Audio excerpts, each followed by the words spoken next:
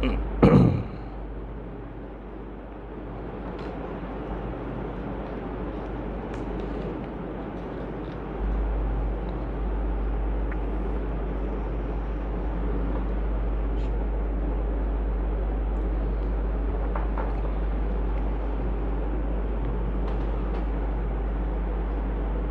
باللہ من الشیطان الرجیم بسم اللہ الرحمن الرحیم قال اللہ تعالی فی القرآن المجید والفرقان الحمید بسم اللہ الرحمن الرحیم اذن للذین یقاتلون بأنہم ظلموا وإن اللہ علی نصرہم لقدیر۔ سورہ حج کی یہ آیت مبارکہ ہے، اس کا ترجمہ یہ ہے کہ جن مسلمانوں سے خواہ مخواہ لڑائی کی جاتی ہے ان کو اجازت دی جاتی ہے کہ وہ بھی لڑیں، کیونکہ ان پر ظلم ہو رہا ہے اور بے شک اللہ ان کی مدد پر قادر ہے۔ یہ سمجھیے کہ مختصر سی آیت کریمہ ہے سورہ حج کی، جو جہاد کا پہلا حکم اس میں نازل ہوا، جس میں اللہ تبارک تعالیٰ نے فرمایا، راست اس میں مکے کے مہاجرین سے اللہ تبارک تعالیٰ مخاطب ہے کہ تم ان سے لڑائی لڑ سکتے ہو جو تمہیں اپنے گھروں سے نکالے ہیں اور خواہ مخواہ تم سے لڑے ہیں، کہ اللہ کی عبادت سے تم کو روکے ہیں اور اللہ کی وحدانیت سے تم کو روکے ہیں۔ میں زیادہ سمجھے کہ اس آیت مبارکہ اس کی دوسری کنیکٹنگ آیت جو ہے وہ میثاق النبی صلی اللہ علیہ وسلم کے کنیکشن کی وجہ سے ہے، جس میں گرجا گھروں کا اور دوسری عبادتوں کا بھی تذکرہ کیا گیا ہے۔ میں اس کی تفسیر میں نہیں جاؤں گا، نہ اس کی سمجھے کہ ترجمے کی طرف جاؤں گا۔ اصل یقاتلون فی سبیل اللہ کہ جس میں اللہ تبارک تعالیٰ نے واضح کہا کہ تم ان سے لڑ سکتے ہو، جہاد کا حکم تھا۔ جیسے میں نے کل یہ بات بتلائی کہ مکے میں مسلمان اسٹیبل ہو رہے تھے، اور مکے کے جو مسلمان مدینے کو آئے تھے وہ مسلمان اسٹیبل ہو رہے تھے، یعنی مہاجرین اور انصار صحابہ کا، جو مدینے کے صحابہ ہیں ان کو انصاری صحابہ کہتے ہیں، اور جو مکے کے صحابہ ہیں انہیں مہاجر صحابہ کہتے ہیں۔ تو مہاجر اور انصار کے اس سمجھیے کہ بات کو سمجھ جائیے۔ کہیں آپ دیکھیں گے کہ انصار تو سمجھنا کہ یہ مدینے کے صحابی ہیں، کہیں آپ لکھا دیکھیں کہ مہاجر تو آپ یہ سمجھنا کہ مکے کے صحابہ ہیں۔ یہ نوجوانوں کے لیے کہہ رہا ہوں، اور بہت سے ٹرمنالوجیز ہیں جو آج کی ہماری نوجوان نسل اس سے بالکل واقف نہیں ہے، جیسے غزوات، کہ غزوہ کیا ہے وہ تو اس کو معلوم ہی نہیں، سریہ کیا ہے اس کو معلوم ہی نہیں۔ تو آپ کے میمنہ، میسرہ، خلب، یہ ایسے ٹرمنالوجی سے، یعنی غزوات کے معنی، غزوے کے معنی جس کی کمانڈ رسول کریم صلی اللہ علیہ وسلم نے خود فرمائی، اس کو کہتے ہیں غزوہ۔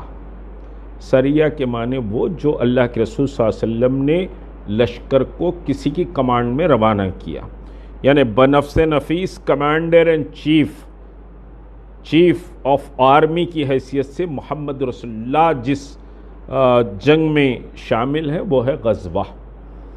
تو غزوات کی بڑی عظیم الشان تاریخ ہے۔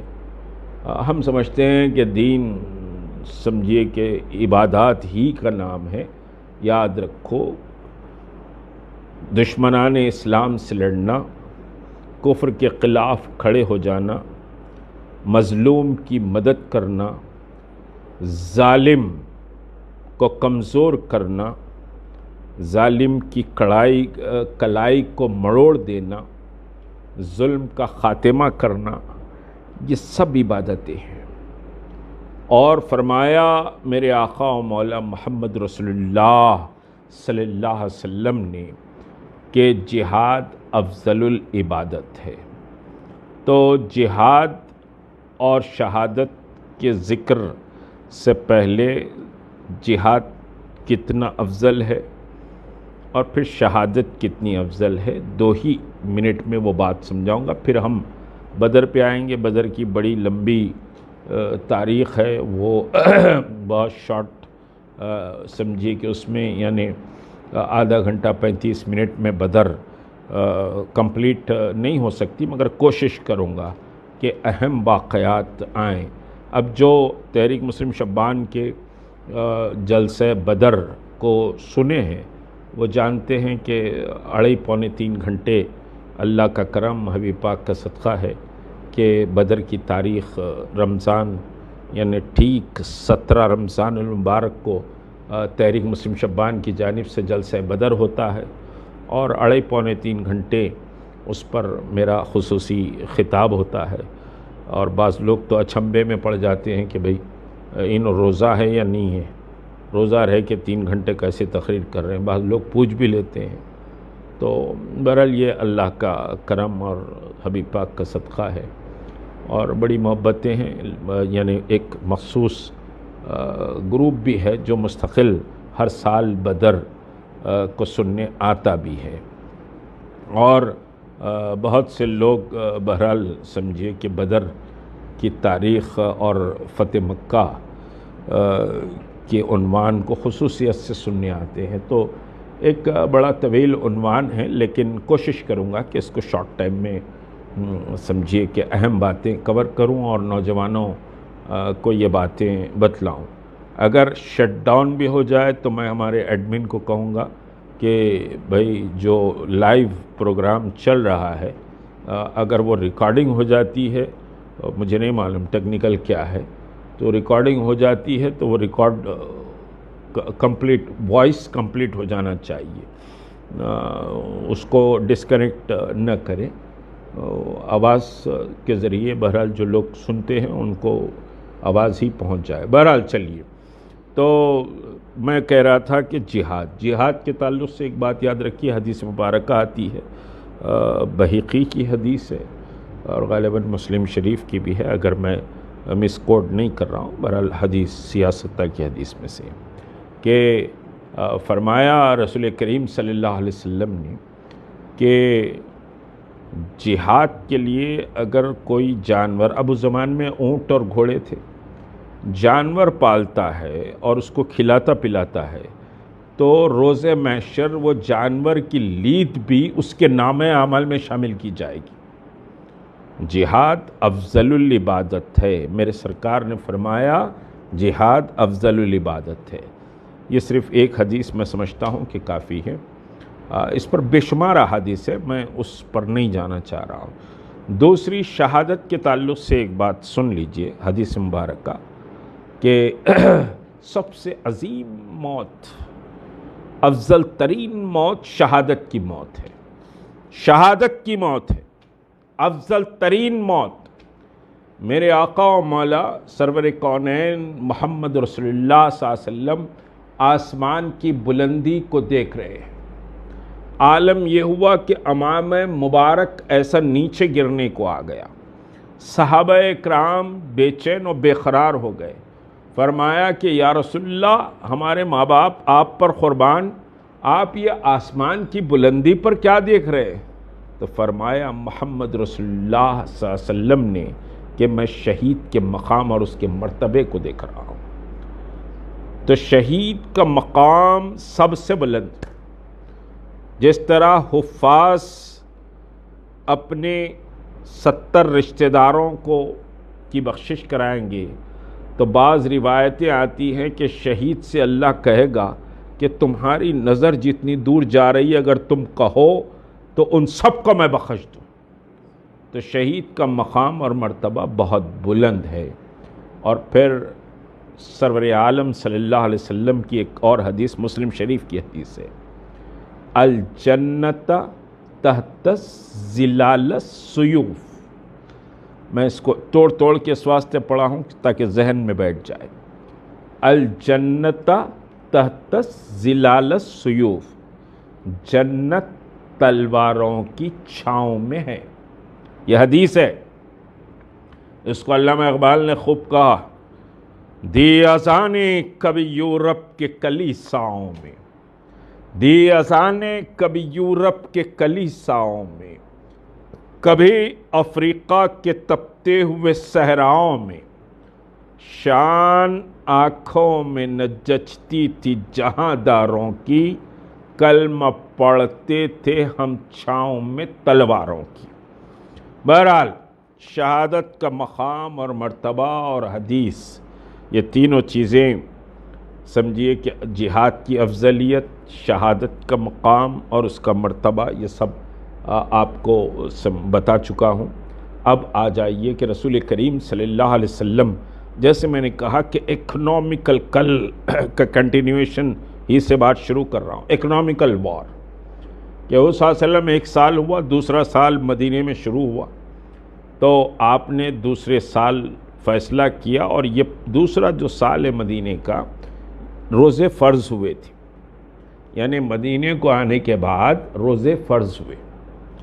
مکے میں روزے فرض نہیں تھے، مدینہ آنے کے بعد روزے فرض ہوئے، اور یہ پہلا سال تھا رمضان کی فرضیت کا۔ اللہ کے رسول صلی اللہ علیہ وسلم نے فیصلہ کیا کہ اکنومیکل وار کی جائے، مطلب یہ کہ کوئی مال لوٹا نہ جائے، بلکہ ان کو بزنس کرنے کے لیے ہماری روٹ سے جو جا رہے ہیں، یعنی جو ہائی وے سمجھیے کہ مکہ ٹو سیریا جو ہائی وے ہے مدینے کے بارڈر سے گزر رہا ہے، تو ہم ان پر کنڈیشنز امپوز کریں گے۔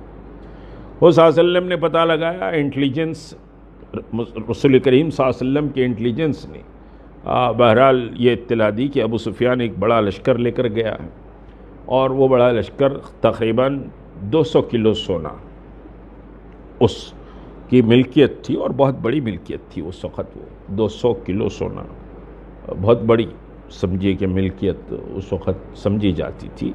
اتنی ملکیت کا مال وہ بزنس کے لیے لے کر گئے ہیں اور واپس ہو رہے ہیں، الٹیمیٹلی اس میں پروفٹ بھی انکلوڈ ہو گیا ہوگا۔ وہ صلی اللہ علیہ وسلم نے یہ فیصلہ کیا کہ اس مال کو روک لیا جائے، اس قافلے کو روک لیا جائے۔ چنانچہ 2 رمضان المبارک کو مسلمان مدینے سے نکلے۔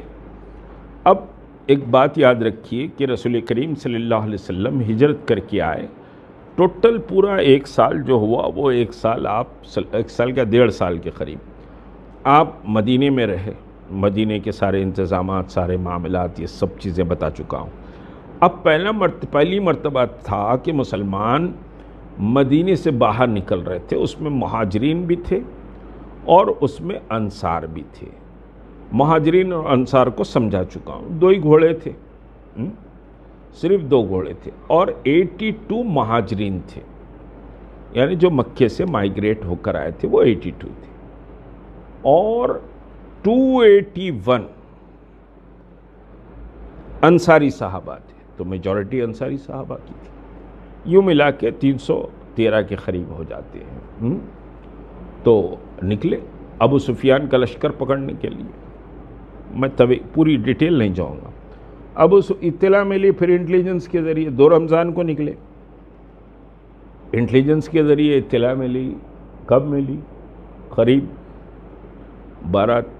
13 رمضان ہو گئی، یعنی 10 دن تو ویٹ کرتے رہے۔ پھر معلوم ہوا کہ بھئی ابو سفیان تو بچ کے نکل گیا، دوسرے ارتک راستے سے نکل گیا۔ وہ ارتک راستہ کیا تھا، کیسا تھا، فتح مکہ میں وہ سارا ڈیٹیل آ جائے گا انشاءاللہ۔ تو ویسا سمجھیے بچ کے نکل گیا۔ اب صلی اللہ علیہ وسلم کو اطلاع ملی کہ بھئی ابو سفیان بچ کے نکلا۔ ہاں، ابو سفیان بھی بہت چالاک تھے، تو بعد میں اسلام لائے، فتح مکہ کے موقع پر مکہ کے گورنر بھی بعد میں بنائے گئے حضرت عمر کے دور میں، تو بہت چالاک تھے۔ وہ دراصل ایک ٹیلے پہ گئے، وہاں کچھ لیت پڑی ہوئی تھی اونٹوں کی، مسلمانوں کے پاس تو 70 اونٹ تھے خالی، 2 ہی گھوڑے تھے 313 مسلمان۔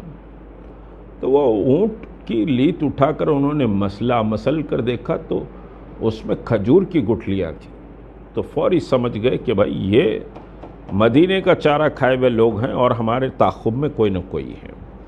تو بہرحال انہوں نے یہ کیا کہ ایک شخص، اس زمانے میں طریقہ تھا، زمیم ایک شخص تھا، اس کو پیسے ویسے دے کر انہوں نے دوڑایا مکے کو، کہا کہ بھائی ہیلپ کی ضرورت ہے، جاؤ تم تیزی سے، مکے میں جا کر اعلان کرو کہ ہمارا یہ جو لشکر ہے، میں نے کہا 200 کلو سونا، یہ جو ہمارا قافلہ تجارت کا ہے یہ خطرے میں ہے، مدد کے لیے آؤ۔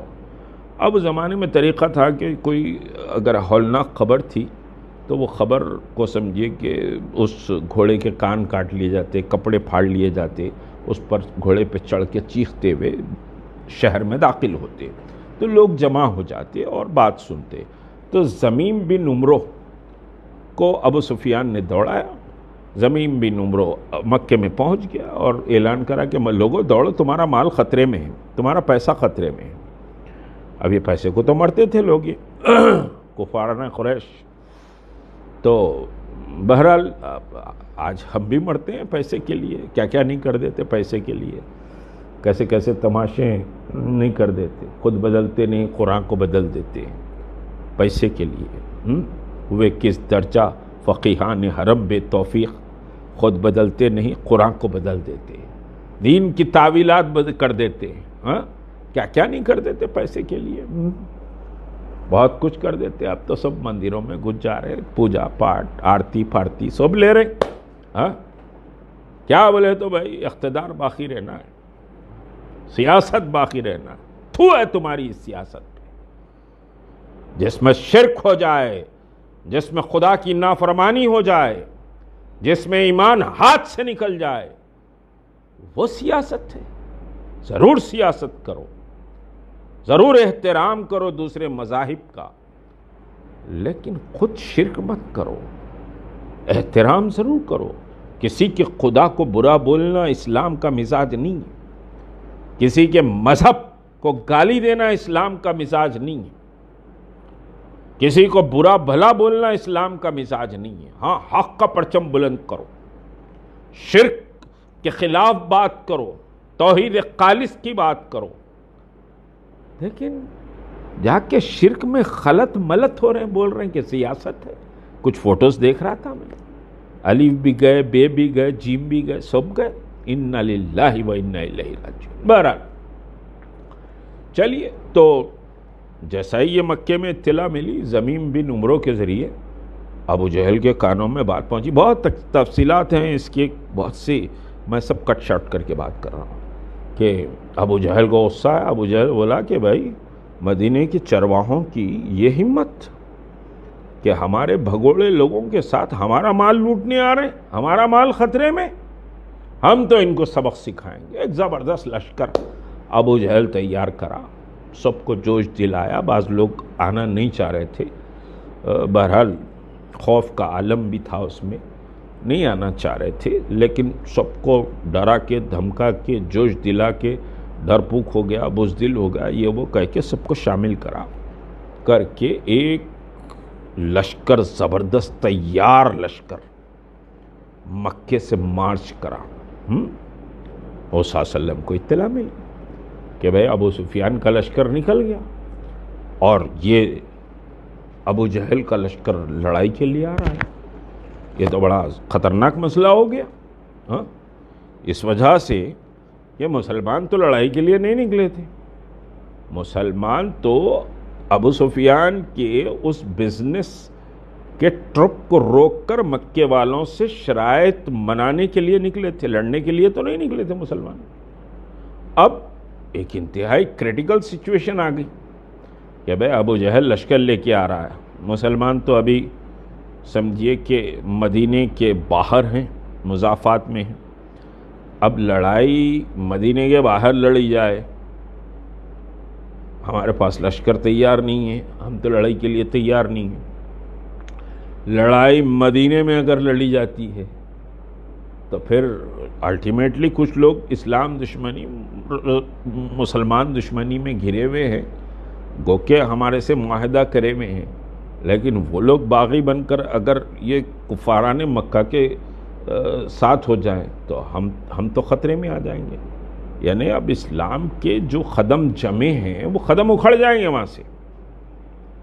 ایک بہت کریٹیکل سچویشن پیدا ہو گئی کہ بھائی اگر لڑے ہار گئے تو مسئلہ پیدا ہو جائے گا، مدینے میں لڑے اور وہاں اگر خدا نخواستہ مدینے پہ دھماکہ خیز یہ ابو جہل کے لشکر کا حملہ ہو گیا تو مدینے والے ہمارے خلاف ہو جائیں گے. جو شیلٹر ملا ہے مسلمانوں کو، اسلام کو جو ریکگنائزیشن ملا ہے، ایک پرسکون جگہ جو ملی ہے، وہ پورا خطرے میں آ جائے گا. کیسی کریٹیکل سچویشن اور بہت خطرناک سچویشن کہ کیا کیا جائے. رسول کریم صلی اللہ علیہ وسلم صحابہ اکرام کے ساتھ بیٹھ گئے، 313 پورے بیٹھ گئے، چنچلاتی دھوپ ہے. ہاں، اور ایک بات کہوں، ان کو کھانے کو کھانا نہیں ہے، کھانا ختم ہو گیا، پانی ختم ہو گیا، تھوڑا سا رسد لے کے نکلے تھے، بھوکے اور پیاسے. ایک کھجور کو 10 صحابہ میں بانٹا جا رہا ہے، بڑی تفصیل ہے. تو بہرحال وہ صلی اللہ علیہ وسلم نے مشورہ کے لیے بیٹھا، کہا کہ لوگوں مشورہ دو. اب مسئلہ بھی یہ ہے کہ بھئی مہاجر تو ہیں، ٹھیک ہے، مہاجر آئے ہیں، مکے سے آئے ہیں، قربانیاں دے کر آئے ہیں دین کے لیے، مگر اب جو انصاری ہیں، جو مدینے کے صحابہ ہیں، وہ مدینے والے تو یہ معاہدہ کرے کہ یا رسول اللہ آپ مدینہ آ جائیے، ہم مدینے میں آپ کی حفاظت کریں گے. یہ نہیں کہا کہ مدینے کے باہر آپ کی حفاظت کریں گے. یہ بڑا مسئلہ تھا کہ بھئی یہ لوگ ساتھ دیں گے کہ نہیں دیں گے، کیا کریں گے. It's a big question. اور پھر وہ 281 تھے، یعنی میجورٹی ان کی تھی انصاری صحابہ کی. تو صلی اللہ علیہ وسلم بیٹھ گئے مشورے کے لیے. حضرت عمر اٹھے تقریر کرے، حضرت ابوبکر تقریر کرے، بہت شاندار تقاریر ہیں، اس کو پورا نہیں بولوں گا. تو صلی اللہ علیہ وسلم بہرحال ایک ایک کی تقریر کے بعد پھر کہا کہ لوگوں مجھے مشورہ دو. تو بھائی حضرت عمر بول چکے، حضرت مقداد بول چکے، حضرت ابوبکر بول چکے. تو انصاری صحابہ نے سمجھا کہ ہمارا اشارہ رسول کریم صلی اللہ علیہ وسلم کا ہماری طرف ہے. بہت میں بتلا رہا ہوں کہ بہت کریٹیکل سچویشن.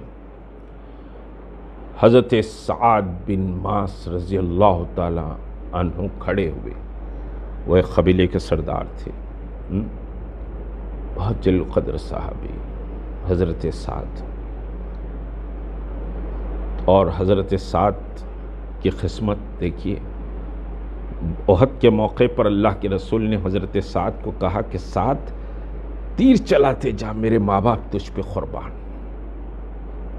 یعنی بڑا جلیل القدر مقام حضرت سعد کا، مدنی صحابی. وہ کھڑے ہوئے اور کھڑے ہو کر انہوں نے زبردست تقریر کی. کہا کہ یا رسول اللہ ہم آپ پر ایمان لائیں.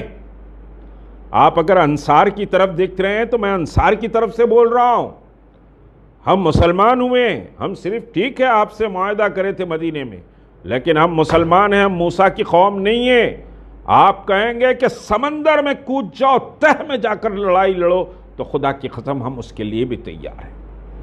آگ کا دریا بھی آ جائے تو ہم آپ کو بچانے کے لیے اپنی جانیں دے دیں گے. ہم تیار ہیں لڑنے کے لیے. یاد رکھیے بڑا ٹف سچویشن تھا. اللہ کے رسول صلی اللہ علیہ وسلم کی آنکھوں سے آنسو نکل گئے. حضرت سعد نے جب یہ تائید اور حمایت کا اعلان کیا تو سرور دو جہاں کی آنکھوں سے آنسو نکل گئے. حضرت سعد کو بے شمار آپ صلی اللہ علیہ وسلم نے دعائیں دیں، اور اس کے بعد کچھ دیر آپ اپنے سر اقدس کو نیچے جھکائے رکھا. یعنی یوں سمجھیے کہ کچھ لمحے کے لیے مراقبہ کیا، پھر تیزی سے اٹھ کھڑے ہوئے سرکار اور کہا کہ اللہ نے 2 میں سے کسی ایک پر مجھے نصرت کا وعدہ کیا ہے. یعنی یا تو قافلے ابو سفیان یا ابو جہل کا یہ لشکر، 2 میں سے کوئی ایک. بہرحال مسلمان نکلے. اب حضور صلی اللہ علیہ وسلم کو بڑی تشویش تھی کہ ابو جہل کا لشکر آ رہا ہے. ابو جہل کا لشکر تم تراق سے کھاتے پیتے، شراب، مستی، ناچ، یعنی رستہ تمام اپنا دبدبہ روب قائم کرتے ہوئے کہ بے مکے کے قریش کا لشکر ہے. تو وہ گھمنڈ میں سمجھیے کہ ابو جہل کا لشکر آ رہا تھا، جیسا افغانستان میں امریکہ بش کی قیادت میں گھمنڈ میں گھسا تھا، یوں سمجھیے ویسا ہی آ رہا تھا لشکر، گھمنڈ میں دبدبہ روب بتاتے ہوئے. اور ادھر مسلمانوں کا کیا عالم تھا؟ مسلمانوں کو تو کھانے کو کھانا نہیں تھا. ہاں، سارا کھانا ختم ہو گیا، اور پہلا رمضان ہے مسلمانوں کا یہ. ایک کھجور 10 صحابہ میں، ایسا عالم مسلمانوں کا. بلکہ حضرت بلال کی بات کہوں تو حضرت بلال کی سیرت نگار نے لکھا روایت کرتے ہوئے کہ حضرت بلال نے کہا کہ نخلستان میں چونٹیوں کی بل اگر جا رہی ہے، چونٹیاں جا رہے ہیں، تو میں ان چونٹیوں کے ساتھ چلے جاتا اور اس بل کے قریب پہنچ جاتا اور جی چاہتا کہ ان چونٹیوں کی بل میں سے اگر مٹھی بھر اناج بھی مل جائے تو اصحاب بدر کو کھانے کے لیے دے دوں۔ یہ کیفیت اصحاب بدر کی تھی، یہ سب برداشت کیا انہوں نے۔ بہرحال مسلمان چشمہ بدر کے قریب آ گئے۔ بدر کا ایک چشمہ تھا اور بدر ایک مقام پر میلہ لگتا تھا، بدر کا میلہ، اس وجہ سے اس کو بدر کہتے ہیں۔ اور یہ بدر کبریٰ مسلمانوں کی پہلی جنگ، اور رسول کریم صلی اللہ علیہ وسلم اس کے کمانڈر ان چیف محمد رسول اللہ صلی اللہ علیہ وسلم۔ کبھی جملہ سنیے آپ، کمانڈر ان چیف، میرے آقا و مولا کمانڈر ان چیف، مسلمانوں کی پہلی اسلامی جنگ کی، آپ کے ہاتھ میں تلوار۔ ہاں، بہرحال بدر کے مقام پر پہنچے، صحابہ نے کہا کہ یا رسول اللہ ہم بدر کے اس چشمے پر قبضہ کر لیں۔ تو بدر کا جو چشمہ تھا اس سے قبضہ کر لیا مسلمانوں نے، اور پھر اس کے بعد مسلمان وہاں پر خیمہ زن ہو گئے۔ ایک جگہ نیچے کی جگہ ٹھہرنا چاہ رہے تھے، اللہ کے رسول نے کہا نیچے ٹھہرو۔ ایک صحابی نے کہا کہ رسول اللہ کا حکم ہے نیچے ٹھہرنا، تو کہا کہ نہیں میں سمجھ رہا ہوں نہیں، تو انہوں نے کہا کہ ہم اوپر کے حصے میں ٹھہریں گے، وہ زمین ریتیلی زمین ہے، یہ نیچے کی زمین ریگڑ ٹائپ زمین ہے، اگر بارش ہو جائے تو یہاں پیر پھسلیں گے، ہمارے لیے مشکل ہوں گی، ہم اوپر ٹھہر جاتے ہیں۔ تو وہ حکمت بڑی زبردست رہی۔ بہرحال اب آخر آئیے، ابو جہل بہرحال آ گیا، بدر کے قریب آ گیا۔ وہ صلی اللہ علیہ وسلم بھی معلوم کرنا چاہتے تھے کہ ابو جہل کے لشکر کی تعداد کیا ہے، شاید کمپلیٹ نہیں ہو پائے گا۔ ابو جہل سمجھیے کہ وقت بہرحال قریب آ گیا ہے، اس واسطے میں شارٹ کرتے ہوئے انشاءاللہ پھر کبھی کمپلیٹ کروں گا، انشاءاللہ پرسوں، کل تو نہیں رہے گا، کل مصروفیات درود پاک صلی اللہ علیہ وسلم کی ہے، 1.25 کروڑ درود پڑھا جائے گا تمام اضلاع میں اور شہر میں، اس کو ہم آرگنائز کر رہے ہیں، آپ بھی اس میں شامل رہیں گے۔ درود پڑھیے، جتنا پڑھ سکتے ہیں اتنا پڑھیے، کلمہ طیبہ پڑھیے، اپنے بیوی بچوں سے درود پاک کلمہ طیبہ پڑھائیے کل۔ بہرحال تو آخری بات بتلا رہا ہوں کہ حضور صلی اللہ علیہ وسلم کو بڑا یہ تھا کہ بھئی کتنے لوگ آئے ہوں گے، تو بہرحال اطلاع نہیں معلوم ہو رہی تھی۔ دشمن کے خیمے سے پانی بھرنے کے لیے بدر کے چشمے پر 2 غلام آئے، حضرت علی اور حضرت عمر، پکڑ لیا ان کو، پکڑ کے حضور صلی اللہ علیہ وسلم نماز پڑھ رہے تھے، پکڑ کر اب ان کو دباؤ ڈال رہے ہیں۔ بہرحال بول کتنے لوگ ہیں، کچھ مار پیٹ بھی کر رہے ہیں۔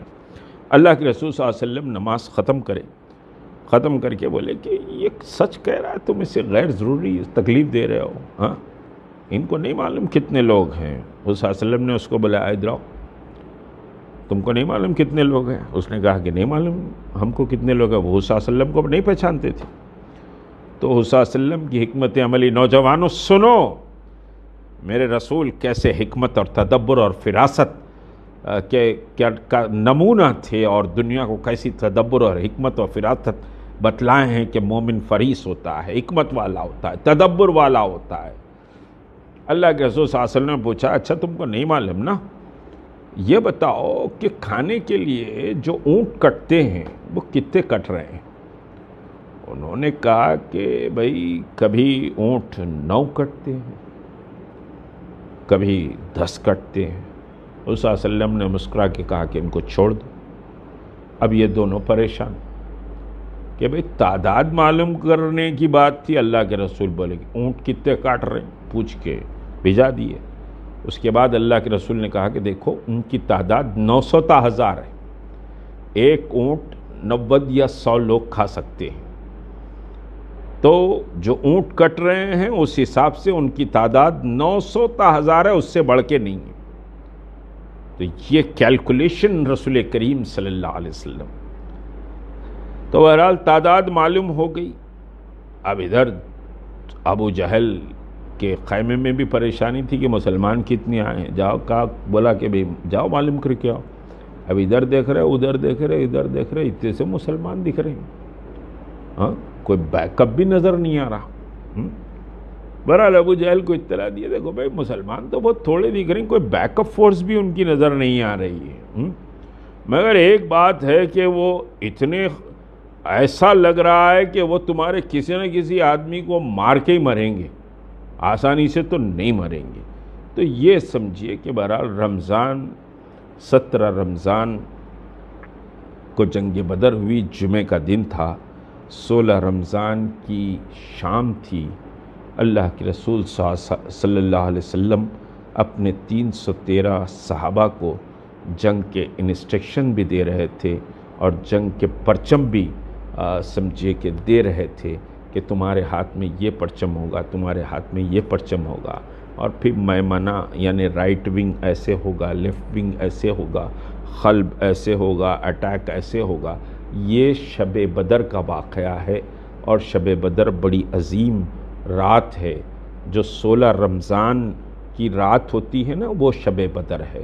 17 رمضان کی صبح جنگ بدر ہوئی, اس دن جمعہ تھا. تو بہرحال انشاءاللہ اس کو آگے بیان کروں گا, کیونکہ اب ہم بدر کے میدان میں تو پہنچ گئے ہیں, دشمن بھی کی تعداد بھی معلوم ہو گئی ہے, اور پھر اللہ کے رسول بدر کے چشمے پہ قبضہ بھی کر لیے ہیں, یہاں تک کہ ہم پہنچ چکے ہیں. اللہ تبارک تعالیٰ اصحاب بدر کے صدقے اور طفیل میں ہماری مغفرت فرمائے اور امت کو سربلندی عطا فرمائے. السلام علیکم ورحمۃ اللہ وبرکاتہ.